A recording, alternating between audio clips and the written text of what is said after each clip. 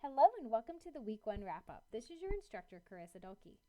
So in week 1, we had a pretty exciting week. We got to visit inventory management topics, which was really fun because you actually got to compare and contrast a home pharmacy home pantry versus a pharmacy pantry or pharmacy inventory in the discussion. So ultimately, it's very interesting because there are some similarities as far as maintaining the pantry.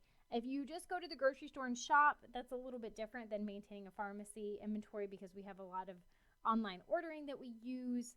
We have a PAR system, min-max systems. We also have a point of sale system that we use. So there's a couple different things that go into pharmacy inventory management that are not quite used in the home pantry unless you've incorporated some type of automated ordering, which you can do through companies like Amazon. And you can also do online ordering of your groceries now too. So if you've started incorporating those, you'll find that's a little bit more similar to a pharmacy inventory versus just a general home pantry that visits the grocery store. There are also some inventory topics that have to be visited as well, and those are things like drug shortages, proper storage of medications, making sure that we are ordering appropriately as far as our Schedule 2 narcotics using our DEA Form 222, that we're returning products that are expired. If there's any type of instance with a recall, we are following up with that as well. So a lot of different topics. If you worked on the scenario sets, it probably made the discussion a little bit easier because you already had an idea of what type of information you could start to research. So overall, very good work on that. Week 2 assignment was your virtual inventory management scenario set. And I did mention in the week 1 live lecture, there was a sample assignment in the live session area of the course. So I'll bring that over to show you so you could see it. So it was actually an assignment example here and an assessment example. So the assignment example shows you that you have to basically present the grades page. So what was your final grade on the scenario set? It'll say, congratulations, you've successfully completed the virtual externship and have been awarded a certificate of completion certificate. So this is the page I need to see. I need to see your score that you've passed. The print certificate is if you want to keep a certificate but is not to be submitted. That's actually for you. I just need this grades page.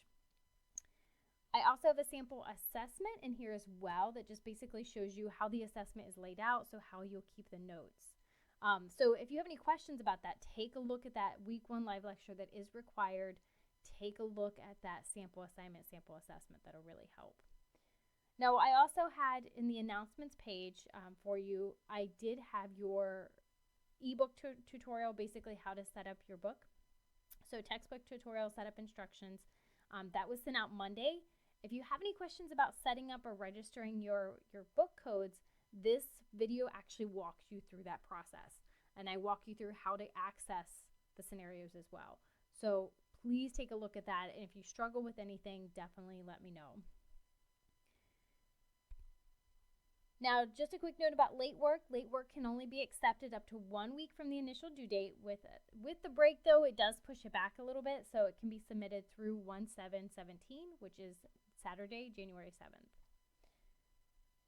Now, on to week 2. Now, week 2, we're going to have a break from 12/19 to 1/1. So during that time, you are officially out of school. You may log into the course for a chance to earn prizes during this time. So they're running certain raffles and those type of things during that time. So you're welcome to visit that, visit the actual website for the courses during that time. I will be on vacation from 12/22 through 1/1. I will be officially on vacation, so I won't be monitoring my email during that time. So if something comes up and you have a question, you're welcome to visit some of the tutoring hours that they're going to have during that time. Also, if it's an emergent course need, emergent course issue, then you are welcome to text me and I will respond. As long as it's an emergency, I will respond to it. If it's not an emergency and it's something that it's wait, I will kind of queue it for when I get back from vacation. In week 2, basically, we're going to be doing a discussion on medication error reporting. So if you want to start thinking about that, you can. Just make sure that you are following the instruction criteria or the discussion criteria. I have locked the discussion so you can't see replies until you post an initial post. And this is because we were having an issue in week 1 with students copying copying other students' posts or even copying my posts. So to help prevent that from happening, I'm going to make sure that everybody can create an initial post first, and then you are allowed to respond to other students or even my post after that point. You're also going to complete the virtual medication safety scenario set. So I will go over all that information when we come back from the break. Just give you some things to think about, and if you have any questions, definitely feel free to ask me. But you guys are doing a great job so far, and I'm really, really proud of your efforts in week 1. This is a tough class at first just because you have to kind of get the hang of the scenarios, but then after that, it's not so bad. So I hope you guys have a wonderful holiday. I hope you guys, however you celebrate it or don't celebrate it, I just hope you have a wonderful break and that you enjoy this time off to kind of refresh yourself and get ready for the next year.